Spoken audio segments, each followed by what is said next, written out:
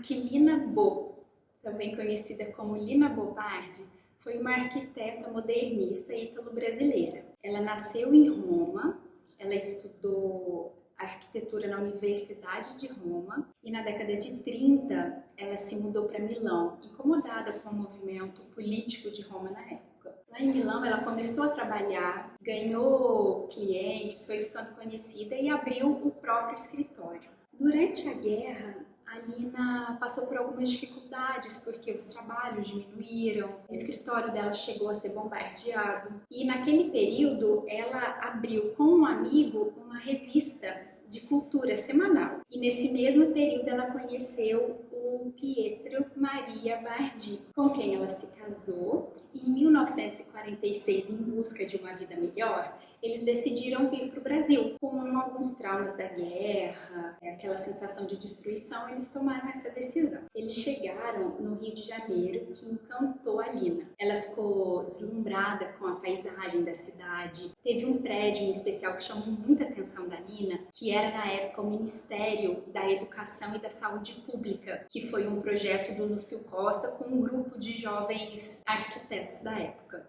A Lina sentiu no Brasil uma possibilidade de expressar tudo aquilo que o modernismo da arquitetura impunha para ela, né? Que era o movimento que ela gostava. Embora ela tenha gostado muito do Rio de Janeiro, eles fixaram residência em São Paulo. Em 1951, a Lina se naturalizou brasileira. Nesse período, a Lina projeta a sua primeira obra simbólica, que é a Casa de Vidro. Foi a casa que ela fez para viver com o Pietro e com a família, e foi a casa realmente que eles viveram durante décadas. O projeto, diz a que a Lina veio. É um projeto muito leve, todo feito de vidro.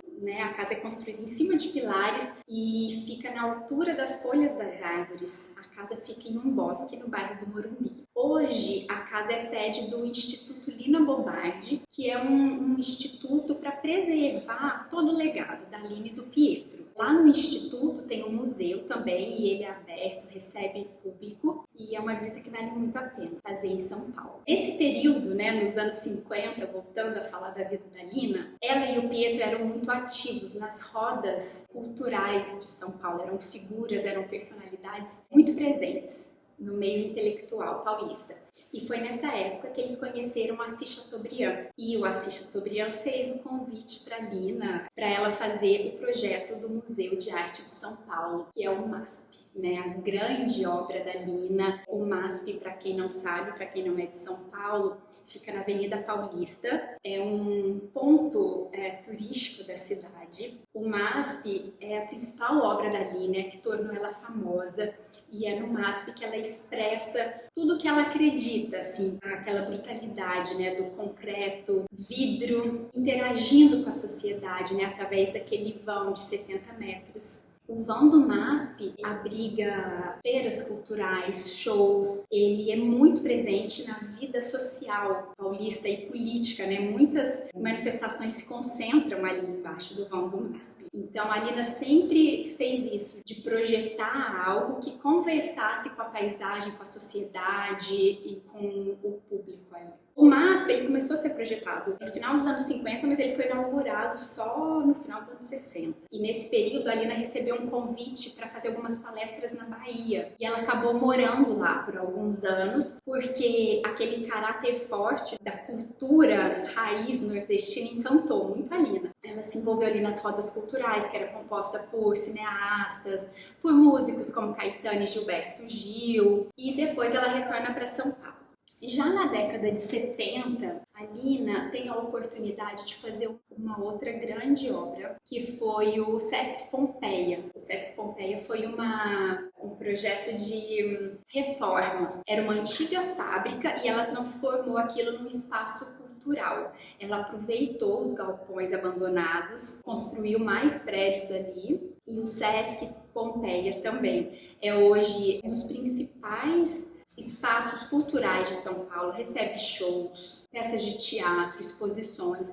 É um lugar muito leve, livre, aberto, como tudo que a Lina faz. Também tem aquela brutalidade, tem um quê de inacabado, porque segundo a Lina é proposital, porque ela acredita que as obras têm que ser acabadas pelo público, pelo uso cotidiano, né? A construção e a reconstrução no dia a dia. Ela sempre dialoga o moderno com a cultura popular brasileira. No Sesc Pompeia, no banheiro, por exemplo, tem um mosaico, está sempre presente nesses dois pontos. A última obra da Lina que eu escolhi falar, como o Sesc Pompeia é uma obra de reforma, muito bem executada e icônica também, que é o Teatro Oficina. Ele foi construído, né, no Bexiga, um bairro de São Paulo. A fachada é de um antigo casarão e ela construiu atrás aquele espaço que é um dos principais espaços da história da dramaturgia do Brasil. Ali muitos atores e diretores e autores estudaram, muitas pessoas importantes relacionadas à nossa cultura passaram por ali. E o Teatro Oficina ele é todo feito também de vidro, ferro, concreto, como uma estufa, e ele conversa com a praça que fica ali em volta, com as árvores, com o mato. E a Lina fala que é uma estufa porque a estufa é um lugar de criação, de conservação. Ela queria que o teatro, oficina, e de fato é um lugar para criar e para conservar a nossa história e a nossa cultura. Eu dei uma pincelada aqui, escolhi 4 obras da Lina que me tocaram, que são obras que eu já frequentei, que eu vou com frequência. Eu espero que vocês tenham gostado. Eu escolhi a Lina para começar essa série de vídeos. Ela tem essa alma de artista livre, ela conserva a história e ao mesmo tempo olha para o futuro. Ela faz tudo pensando num bem-estar, pensa na sociedade, num espaço público, numa democracia de espaço assim que me agrada muito. Espero que vocês tenham gostado e obrigada. Eu vou terminar esse vídeo com uma frase da Lina que eu gosto muito. O passado não volta. Importantes são a continuidade e o perfeito conhecimento da história.